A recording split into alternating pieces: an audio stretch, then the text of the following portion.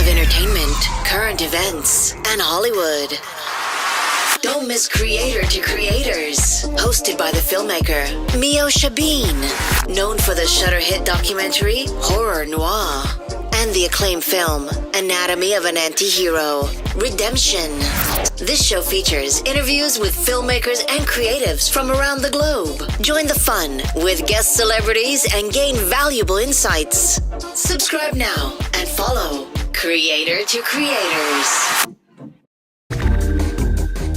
What's up, y'all? I'm Kelly Clarkson. Hey, Steve McRae. Hey, I'm Josh from the band Need to Breathe. I'm Olivia Luddy. We are so excited to welcome to the Kelly Alexander Show, Akon. Hi. What up, Kels? Hey, I'm Judy Gold. And I'm hanging out with the Kelly Alexander Show. This is Jordan, and I'm hanging out on the Kelly Alexander Show. I'm Rob, and I'm hanging out on the Kelly Alexander Show. I'm hanging out with the Kelly Alexander Show right now. Jealous? Hi, guys. Welcome to another episode with Creators to Creators today. I'm so excited for this next guest. I mean, no introduction needed, right? But Kelly, welcome. Thank you so much for coming on the show. I appreciate your time. Very much for having me. I'm super excited to be here. Yes, thank you. I mean, gosh, your resume is amazing. I got to read about what you do and the things that how you got started. I'm like, wow, I just love cool women and just doing it and just being like a boss. I'm like I appreciate that. Thank you very much. Yeah, because I know sometimes I wish, obviously for people who don't know, I'm based in Montreal, Canada. And when I was little, I always wished I was in Los Angeles because I felt like I belonged there. So It's kind of interesting how I've been able to make both kind of parts of my brain and my heart work in different locations. So I love that. That's awesome. I really love going back to the beginning a little bit. I just find that like the beginning, like a little behaviors and things that we pick up along the way when we're kids kind of follow us into our adulthood and kind of chart our trajectory in life almost. So tell me a little bit about your childhood. What was that like growing up and finding your way, doing the things that you're doing now?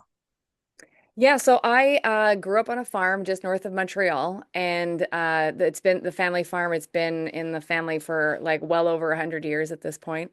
And so that definitely shaped me very early on because we had responsibilities even as young kids to help with the chores and feed the animals and all that kind of stuff. So you end up getting a really good work ethic as a kid. And also we knew very early on that, because we did have employees on the farm, but when things were in crunch time, like Friday at 8 o'clock at night, you don't have employees still working at that time. So if stuff had to be done, it was like my brother, my sister, or me with my parents and my aunt, my grandfather, even at the time when I was younger, he was still alive.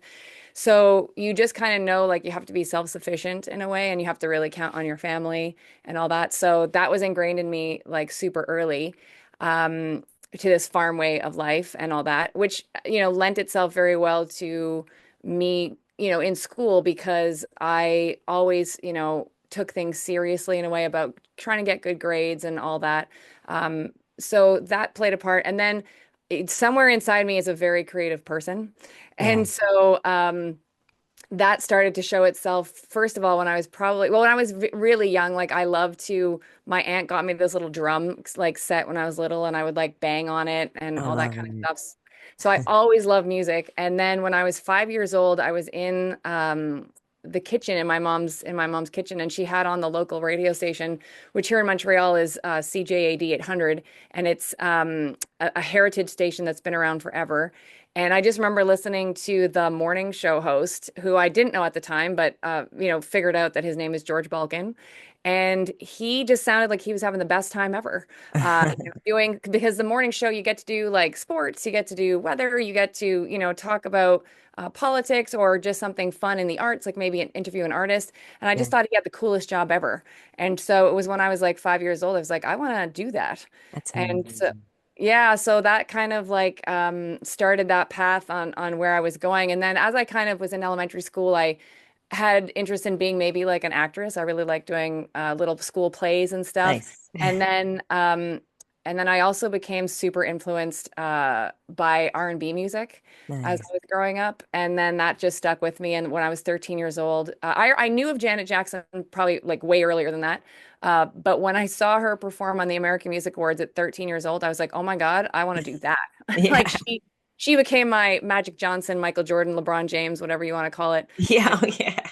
I just became very influenced by her being such a boss, like such a great vocalist, such an amazing dancer, and just being so amazing with all of her fellow creatives. So that has very much influenced where I am today. That's awesome. I love that. I mean, it's interesting how, the things that kind of, I don't know, sparks that thing in us that says, I want to do that. Like for me, it was Alfred Hitchcock. I remember renting gosh, when I was like 16, the Alfred Hitchcock Presents series, and I was like, whatever that guy's doing, I want to do movie. I want to make movies like that. I want to be a filmmaker. I want to do that. And I just kind of it's really interesting. I started out doing a lot of short films, and then kind of then went into started the whole YouTube thing, and then I went to film school and did went to school for cinematography, and then that changed to directing. And it's just kind of interesting how like things like that. So Janet Jackson, I mean, why not? Like she's amazing. Like, Yeah, and I she's still a mean, boss, like all these years right? later. She's just, yeah. Insane. Yeah, and she's Insane. she I just think has been such a blueprint for so many people, whether you're a fellow artist like Beyonce Yeah, or any of the people from like Fifth Harmony, like anybody growing up has just been influenced by her. But she's influenced, I think, people that don't even work in entertainment. Like they just see what an intelligent, powerful, kind, creative person she is, and I think it lends, it's a good example for you to follow no matter what industry you're in. absolutely, absolutely. So I'm curious, like, how does one get into like radio or just speaking, being a host? Like, I know there's like different there's so many ways to get into it, but what was like, what was the thing that was like, okay, I'm gonna do this first, I'm gonna go here. Yeah, well, I will say that it was a bit of a lonely road because it's such an occupation that not a lot of people will follow, Hmm. being in arts, being in media. And when I was coming up, like I remember going to I think it was in grade 9, my student counselor, like they had this thing where you would go see the student counselor um, Hmm.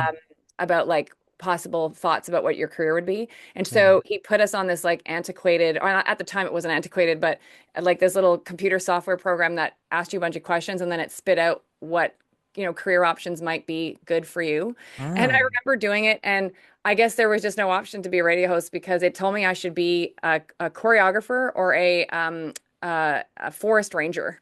And interesting. yeah, and actually, it's kind of funny how my life has turned out because it was a bit off, but it actually wasn't fully off, like what it spit out. But I remember just going to myself, like, how am I going to figure this out? Like, how am I going to get into radio? And so I did a bunch of research and found out that in where I live in Montreal, we have this thing called CEGEP, which is college before going to university. And Hmm. so I found a college that had like a communications program. And I visited a couple that had it, but I felt very at home at Dawson College here in downtown Montreal.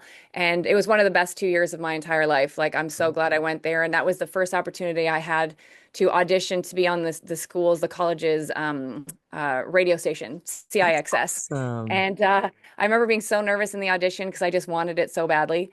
And it was funny because like when they sat you behind, like when I got chosen. I was one of the few that got chosen to be a DJ, and I had no experience, apart from messing around at stuff like in my house. And I remember when I got to sit behind the board and I did my first show, it was like all the lights went off in my brain. I was like, this is you, Kelly. So then from there was really no stopping me. Like I just did what I could there, went to university in Toronto at Ryerson University, which is now known as Toronto Metropolitan University in Radio and Television Arts. And it was a great thing because it was a 4-year program, and I got to do radio in first year. In second year was television. Third year, you got to pick. So I picked audio. Nice. production. So I did like recording bands and stuff, which I really also loved. And then in fourth year, we had to do this practicum project where you pick like again what kind of stream you want to be in, and we recorded bands and did CDs and all that kind of stuff. But after that, I was like, yeah, radio is where I want to be at, and so I started interning. And while I was at Ryerson, I started interning, and there's just something about being in the radio station, like just all the bells and whistles go off, and that hasn't dimmed all these years later for me. Wow, that's amazing. What's like when you think about when you look at your amazing career, by the way, just absolutely incredible. Uh, what's one of the top like moments for you? Um, I think the fact that I'm still here, to I be love honest, that. because as I'm sure you know, the radio and media landscape, television landscape, it's very different than what it was from when I started, and obviously a heck of a lot different than it was back in the 70s, 80s, 90s. So many companies now have downsized Oh and yeah. don't need as many announcers as they might have needed in the past. Like a lot of um, like shifts, we call them shifts or sh like shows, like aren't there anymore. Like a lot of people would have cut their teeth on overnight radio Mhm. shows to like learn how to become a good announcer by Right. being terrible in the middle of the night. But just a lot of those shifts now are automated.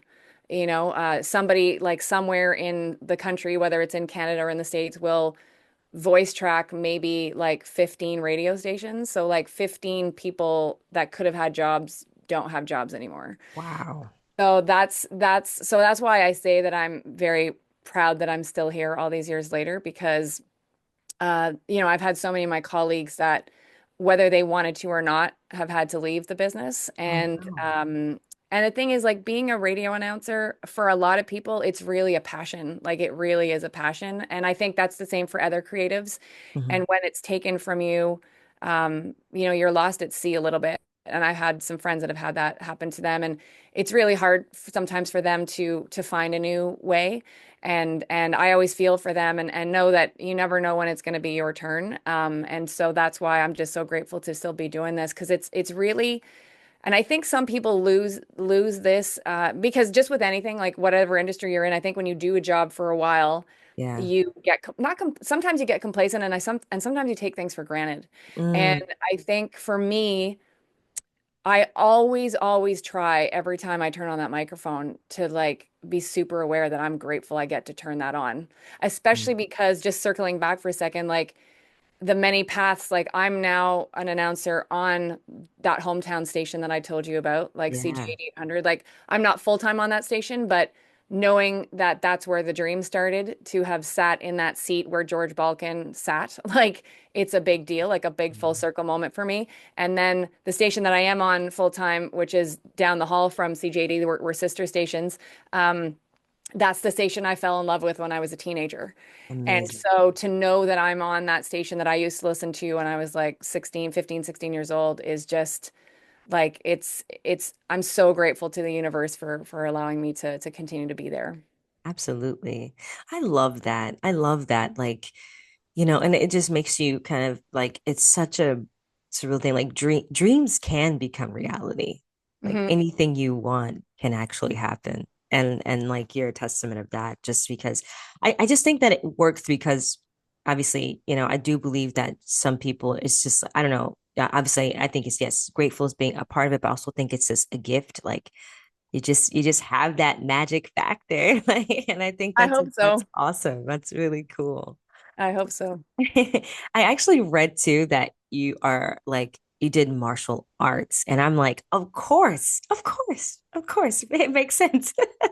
Tell Yep. me a little bit Yep. about that journey because I did a film, directed a film with a few martial artists and Eric Roberts and it's an action drama series, one of my first, actually my debut directorial debut some years ago, and it was a martial arts film, and it was difficult because the choreograph and just the techniques of how to shoot it, and I learned so much. I had just a lot of amazing people taught me how to how to direct and martial art because it's completely different from what I usually do, which is horror genre.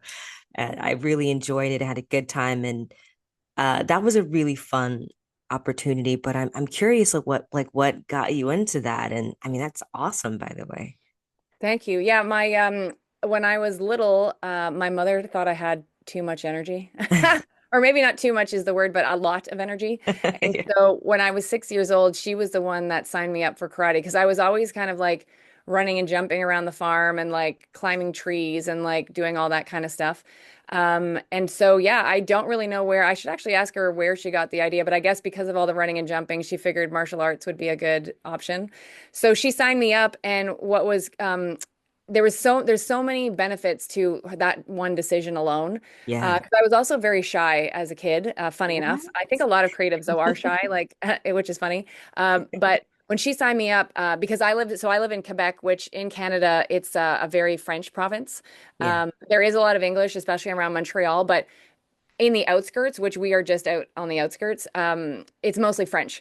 And Mm. so when she signed me up, like I had no choice but to go into a karate school that was like taught in French. So it was kind of funny because it was like this little English farm girl going to like French karate class, but learning Japanese terms. So Love it it. was like really funny. But and it helped me work on my shyness because I had kind of no choice. And I fell in love with it at 6 years old, and I just kept going. And so all these years later, I'm a fifth Dan black belt. I should actually be further along, to be Whoa. honest with you. I should be seventh at this point. But Jeez. because of my time living in Toronto for school and university and stuff, like I'm a bit behind schedule. But I'm also very proud of my fifth Dan and like the fact that like it still means so much to me all these years later. And for me, martial arts, like it's kind of like being on the radio in a way where um because I'm a student of like radio and I'm a student of martial arts, and um like I put a lot of effort into preparing my shows. Hmm. And the one thing I know about being on the radio and the one thing I know about being in martial arts is that as much as I prepare, like I'll never always nail it. Yeah. But that's like, I think part of the drive is like, I know like I can always have a better show, or I can always have a better karate class or tournament or what have you. And so like I never get bored of radio or martial arts because I know there's like I can always improve. And it's not like a coming down hard on myself like, "Oh, Kelly, you can be better." It's Yeah. more, "Oh no, you can be better." Like, Right. you Yeah. know, try keep trying. And it's funny because so many people in martial arts, I find when they start martial arts, you know, like it's this big goal to get their black belt, you know, like get the black belt. And it's funny because there's so many schools that I always warn people if they come to me for advice. I'm like, if they're promising you your black belt in 2 years, don't go to that school. Like you should not be getting a black belt in 2 years of study. Like it took me 7 to get my black belt, and it should have. And I think the norm now is if you're seriously training, it should be 5 to 6 years before you even Mm. contemplate getting your black belt. And so, and the thing with that is, I learned way more after I got my black belt than the whole lead up to it. There's just a different level when if you keep training, because so many people get their black belt and Yeah. quit. Like they Mm. think that's the end of it. I can't tell you, like, out of the 10 people that passed their black belt with me at the same time, I think there's two of us still training, Oh, wow.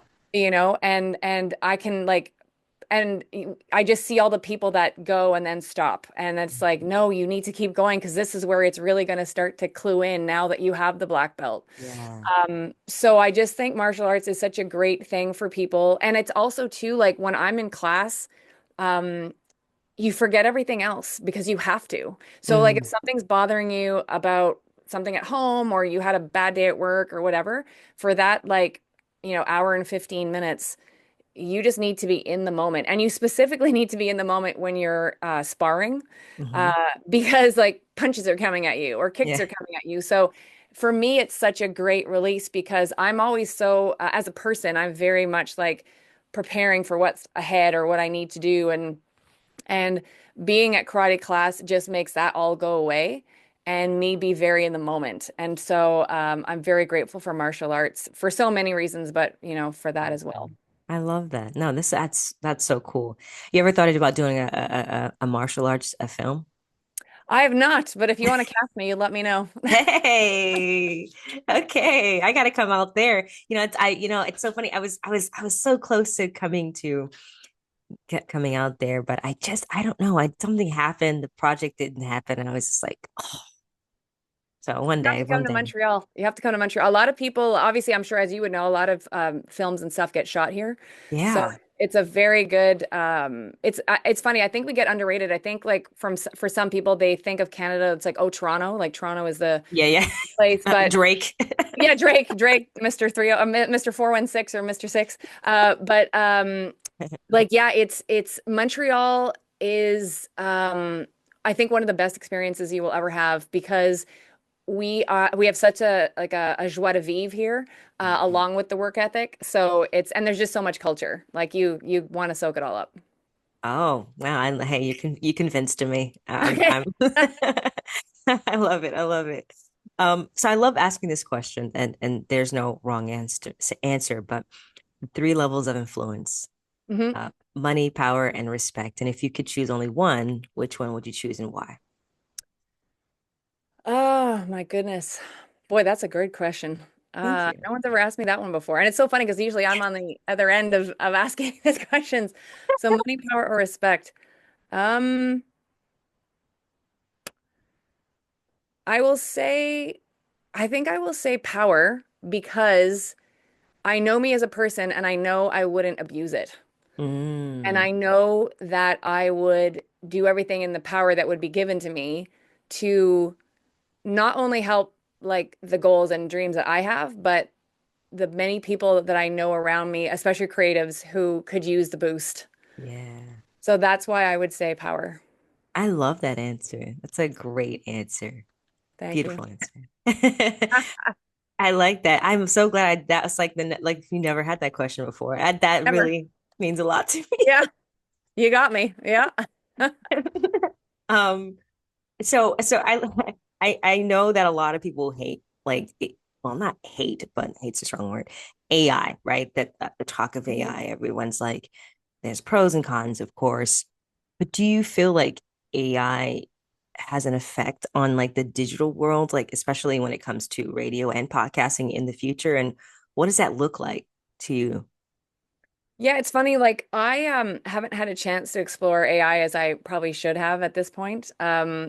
So I'm totally a newbie in it, except that I do know stuff that like from some of my colleagues at work, and there is a fear or an underlying fear, I think, to a lot of my like fellow creatives in the radio space and the podcasting space but particularly in radio, like where a company can just say like, oh, like again, this person's gonna or this AI is gonna do 20 of our stations and we don't need any of you. You know what I mean? So that's like, I mean, I don't sit here sleepless nights over it, but Yeah.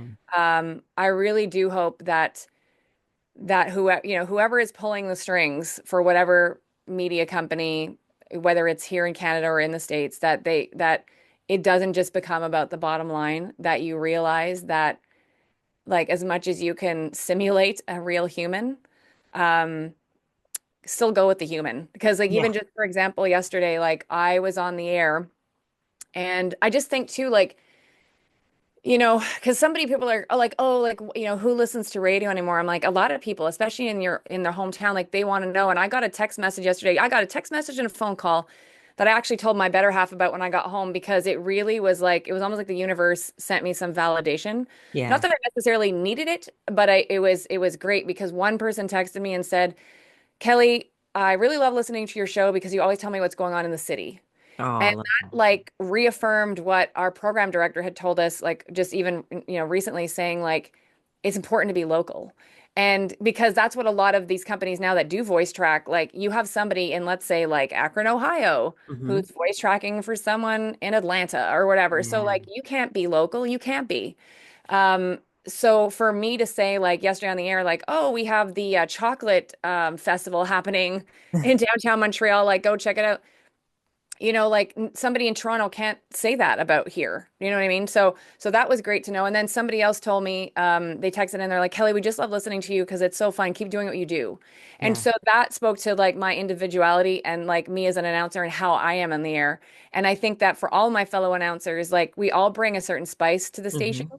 and Hmm. we're all needed to make it what it is. And so I just hope again that any media company just always realizes like, you need to foster your talent and support your talent because they're a reflection of your audience. Absolutely. And there's something to, like you said, human, choose human every time because it's like, I was talking to someone about cinema wise too, it is kind of scary. Like a lot of people feel like they're not going to be actors are going to be out of work, in the future. Um, and I think there's just it's cool, but it's also there's something to what like that's why we connect as humans to other humans when they perform. It's like that connection that we feel automatically. I don't think an AI can give you that same, I don't know, feeling. Yeah, no, So exactly. Because there's certain things that like speak to, like for example, for me, I'm not sure if it's the same as States, but for here, and it probably is like October is Breast Cancer Awareness Month. yeah, And for me here, like my mom's a breast cancer survivor. awesome. So it's that for me is like an extra, Mhm. during that time. And so and like but for example, we have another announcer on the station who I believe she has a family member who has I think it's MS. Mm, And so like that is an important topic for her to like touch upon. And like when we have like an MS walk in the spring, like she's doing that and the station goes along with her because it's important to support the community. So I just think like every human has something that affects them. And then if and it's relatable to someone else because I know my mom's not the only breast cancer survivor. Uh, yeah. but I know like me talking about that, because my mom, for example, is a character on my show. Like she's known as Mummy Alexander. Uh, Oh, so like, and that's funny, just having that name, like just not just saying like on air, like my mom, because that's mhm. kind of generic. But when you Yeah. make her this Mummy Alexander, like people text me about her, Oh, I 'cause I love put her it. on the air like a couple times a year. And so like when I talk about Mummy Alexander being a breast cancer survivor, like that struck an extra chord because for sure somebody also has a nickname for their mom or whatever. Yes. Yeah, yeah. And so that's why I think it gets really important for media companies. And I just think the world at large, like I know all these industries now want to have AI and want to automate and everything, but I think everybody just has to take a step back and realize it's not always about the bottom line. Like it's just not Mm, always that way. absolutely. Absolutely. 100%. What keeps you going? What keeps you motivated?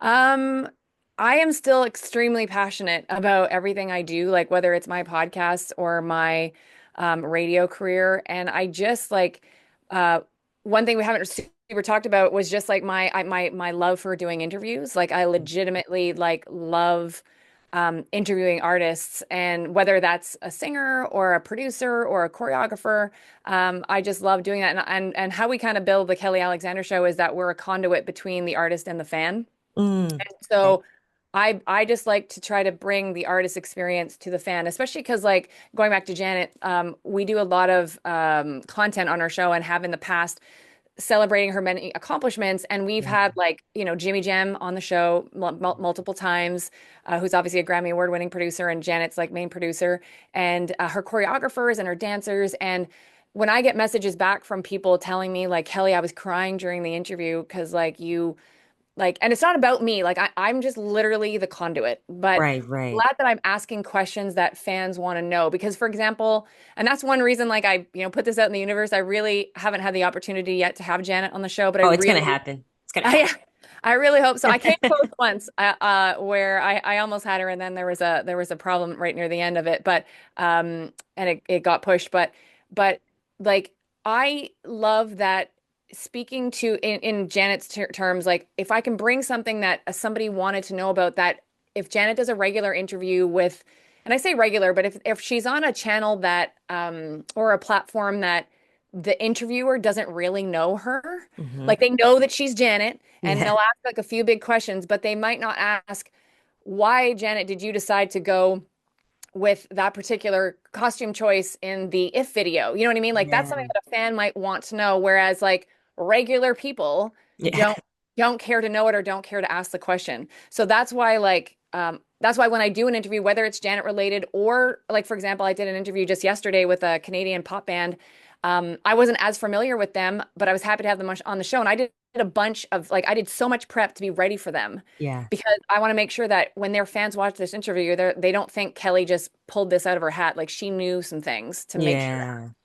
And so that's like a passion of mine is to always be able to connect with the artist so they feel seen and heard, and Yeah. that fan takes away from that what they need. And I've been very lucky, like to interview people that I've grown up listening to, like Brandy. Like she was so amazing to have on the show. Oh, And awesome. like I've had Kelly Clarkson on the show, and it's just like it's such a treat for me to be able to have them and to bring their knowledge and their art to the fans. To the fans. That's beautiful. Amazing. What advice would you give to up and coming, radio host or anyone that just wants to get into this business of entertainment? Yeah, you for sure have to have a passion, and I know people just throw that word around, but like because of the industry that we're in, like it's a passion. Like you have to ride the wave and you have to be willing to show that you'll go above and beyond anything to do the job and do the job well. And I think you have to have a thick skin because I can't tell you how many times like my shifts, my shows at the radio station have changed. Like I've been in a show and then been moved and like been put up the ladder, put taken down the ladder. Like it's very hard on your mental health because because being a radio host, it's not like obviously let's say if we take an accountant for example, like their work, you can't ever mess up 2 + 2. It's four. Like it's Right. always going to be four. But as an announcer, and obviously there's other obviously challenges for accountants, but for us, like being on air is you. Like it's you amplified. And Yeah. so when you have criticism, whether it's from an audience, like that texts in and goes, I can't believe you said that, like you're garbage or whatever, or to upper management saying like you're not what we want anymore, like we're moving you out. You have to be willing to take your lumps, but if you literally believe in yourself and you know you're good at this job, keep going and do whatever it takes to get that chance again or to stay in your place and never be complacent and never take that microphone for granted. Like never take that red light going on for granted because you never know when it's gonna not go on again for you. And Mm, you might be a very sad person if it doesn't. So passion, determination, thick skin, courage, and also kindness yeah. because you have a lot of colleagues that you work with and you're all on the team together. So there's no, because I know like too in the past, like people like, oh, females, like female announcers kind of like, being pitted against each other or Wow. like that kind of stuff. And I'm sure that happens on the guys' side as well. But in the end, like we should all try to help lift each other up. And so I would say that too. Like I try to lift the people behind me that are coming up Absolutely. because I was fortunate to have mentors and I want to be that for other people. I love that. Amazing. I could talk to you all day. This is so fun. So fun. Thank you so much. Where can people find you on social media to follow everything you got going on? Yeah, so they can follow at Kelly Alexander with two X's is my Instagram. And then at Kelly Alexander Show on Instagram, on TikTok, on Facebook, like that's where our like podcast is. And we also do just quickly, I also co-host a 90s Now show. Like so it's like stuff about the 90s. And so you can find that on our YouTube channel, which I would encourage everybody to jump over and check out our YouTube channel. So all they have to do is type in either youtube.com/Kelly Alexander Show or in the search bar Kelly Alexander Show, and hopefully you'll enjoy our interviews. Heck yeah, 90s. I'm a 90s baby, so I love it. It's the best. It's the best It's the time. best It's the decade. best time. Yeah. Best. Yeah. Thank you so much. It was so fun, so fun. And I appreciate your time. Seriously, it was fun. Thank you very much for having me. It was great to be here. Thank you. And thank you all for listening. And always remember to live, love, laugh. We'll see you guys next time. Bye bye.